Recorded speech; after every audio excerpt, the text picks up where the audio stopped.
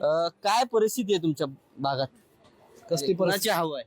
प्रमोद निमन प्रमोद निमन. काय असं सगळ्याच गावांनी काही वेगळं ठरवलंय काही एक? एकच मानतो आमचा, आम्ही एकच माणसाला सपोर्ट करतो. बर. म्हणजे अमोल बालवडकर, लहू बालवडकर आम्ही नाही ओळखत कोणाला. ओळखत नाही. आणि येतात आता प्रचाराला? कोणाला ते प्रचाराला येत असतील की आता? अजून आले नाहीत परंतु. इथपर्यंत आले नाही. हा सोडूनच दिला काय भाऊ? हा सोडून दिलं त्यांनी वाटतं. बर. काय प्रमोद निमन यांची काम काय? काम तुम्ही विचारून बघा सगळ्यांना, काम भरपूर काम आहेत त्यांची. तुम्हाला माहित असलेली वैयक्तिक काम? रस्ते, लाईट म्हणा, परत गटर काम म्हणा, अशी भरपूर काम त्यांची काम आहेत या भागात. हा. मग काय असं काय झालं राष्ट्रवादी तिकीट नाही मिळालं त्यांना?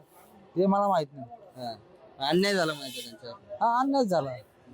तिकडे ते बालवडकर पण म्हणतात मला भाजपने तिकीट नाही दिलं, माझ्यावर बी अन्याय झाला. मग इकडे कशाला आला? त्याच्यामुळे आमचं तिकीट कापलं गेलं ना. नाहीतर हे दावेदार होते हो. आणि आले नाही असते निवडून. पक्का 100%. आता बी निवडून येणार. हा. बर.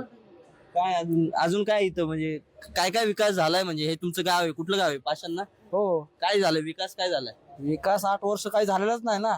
जे काही कामं केलीत प्रमाणाने केलेत, बायकोनी कामं केली नाही. बरं. नगरसेवक आले नसतील, स्थानिक आमदार आले बी नाही, काही नाही. स्थानिक आमदार नाही आले. म्हणजे चंद्रकांत पाटील पण नाही. हे त्यांची कामं ती त्यांनी केली, मोठी मोठी कामं केली त्यांनी.